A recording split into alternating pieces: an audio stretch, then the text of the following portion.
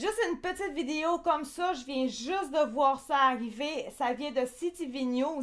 Plus de 27 000 fonctionnaires ont perçu un salaire de 150 000 ou plus l'an dernier. Ça vient de popper aujourd'hui, publié le 4 décembre à 13h, donc c'est vraiment frais du jour. Le rapport indique que plus de 20 000 employés ont reçu une rémunération, que ce soit salaire, des primes, des avantages sociaux et des heures supplémentaires, comprises entre 150 000 et 200 000 en 2024 ou 2025.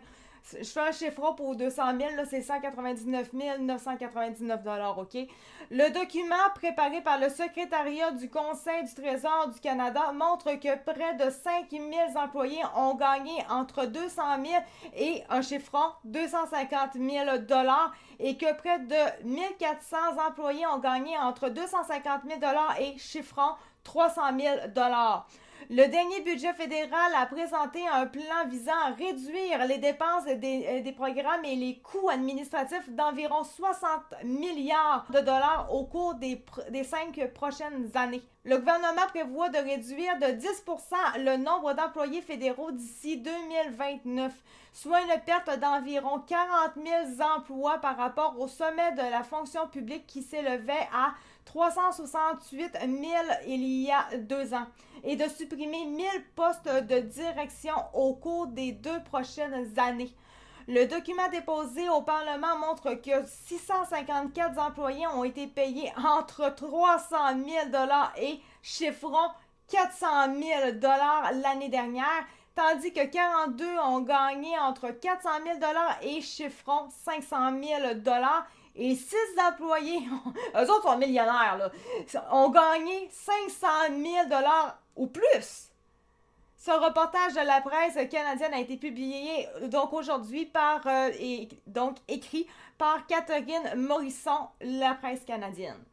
Voilà, donc ça fait un peu penser à, je me rappelle plus exactement c'était quoi le nom qu'il avait donné, mais Elon Musk, quand il avait décidé de baisser le nombre de fonctionnaires de postes parce que ça coûtait trop cher pour l'État, le Québec et le Canada l'ont traité de tous les noms comme si c'était méchant, que ça avait pas de bon sens, que c'était un épais, c'était un ci, c'était un ça. Eh bien, nous, on commence à le voir. Le dernier vidéo que j'ai faite juste avant celui-là, c'était Legault qui promettait de faire exactement la même chose d'ici 2027, donc de baisser le nombre de l'État à ce niveau-là parce que ça coûte trop cher et tout. OK, c'est à prendre avec des pincettes, là, on s'entend.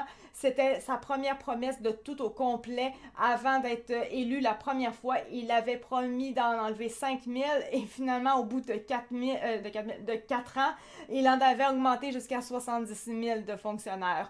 Et là, maintenant, 1 an avant les prochaines élections, donc un troisième mandat qui s'en vient pour lui, il fait les mêmes promesses. Va-t-il les tenir? J'en doute fort. Hein? Il commence pas mal à essayer d'avoir des votes et tout, et il sait plus où donner de la tête pour essayer que ça fonctionne quelque part. Je pense pas. Si en deux mandats, donc en 8 ans, il n'a pas réussi à le faire du tout, je doute fortement qu'il le fasse à son troisième. Pourquoi qu'il fera son troisième? Il nous a montré qu'il ne le faisait pas pendant 8 ans. Je n'y crois pas du tout. Mais pas du tout. En rendu là, c'est à votre discrétion, mais moi, je me ferai pas berner. Je me suis jamais fait berner par lui, puis je me ferai toujours pas berner pour une troisième fois non plus. Donc, merci de m'avoir écouté. C'était Actica de Trufact et on se retrouve pour une prochaine vidéo. Merci, ciao, bye!